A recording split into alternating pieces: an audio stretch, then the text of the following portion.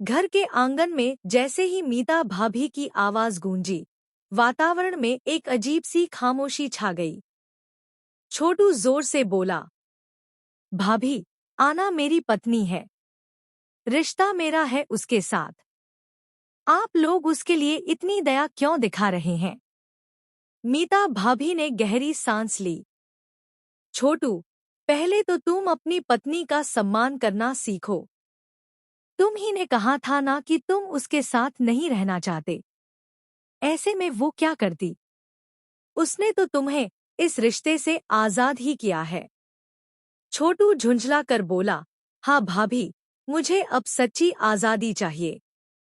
माँ बीच में बोली, और तुम तो उसे लाने गए थे ना? आई नहीं वह? माँ। मीता भाभी ने उन्हें रोका। अभी तक सब बोल रहे हैं, पर जिसे लेकर बातें हो रही हैं, उसी को बोलने नहीं दे रहे। आइए, भाभी, आप ही बताइए। बड़ी मामी की आवाज कड़क थी। हमने छोटू का दुख देखा नहीं गया। बचपन से पाला है हमने। तुम अकेली क्या संभाल पाती? भाभी का चेहरा तमतमाया।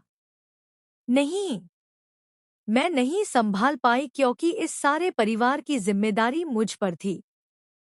आपके माँ बाप से लेकर आपके बच्चे तक सब मैंने संभाला। आप तो ससुराल में टिक नहीं पाई थी, कोख में बच्चा लिए चली आई थी।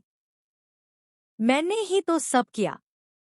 पोटू दादा बीच में बोले, पुरानी बातें मत घसीटिए। इस घर के लिए सबने कुछ न कुछ किया है। छोटू ने गुस्से से जवाब दिया, मेरी जिंदगी बर्बाद हुई है आपकी वजह से। आपने ही मेरी पत्नी को भड़काया है। मैं उसे डिवोर्स उसी कारण दे रहा हूं। घर की हवा अचानक भारी हो गई। बड़ी माँ ने भी तंज कसते हुए कहा। बड़ी मामी ने सख्ती दिखाई होती तो हालात ये ना होते। आहाना, छोटू की बहन, बोली। मांग, छोड़िए इन बातों को।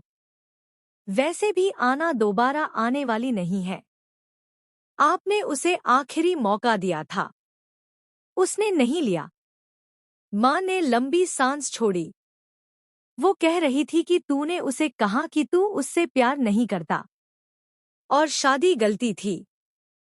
छोटू धीमे स्वर में बोला, गलती तो थी माँ। मैंने उसे एक मौका दिया था, पर वह नहीं मानी। भाभी ने टोका, छोटू, तुमने कभी आना की इज्जत की? उसकी तकलीफ समझने की कोशिश की? माँ नाराज हो गई। मेरे बेटे को दोष मत दो। सीधा सादा है वो। और तुम मुझे धमका रही हो? बहू भी पीछे नहीं हटी। अगर बेटे को पास रखना है तो बहू को भी इज्जत देनी पड़ेगी। नहीं तो एक दिन बहू भी दूर हो जाती है। माँ तमतमा गई।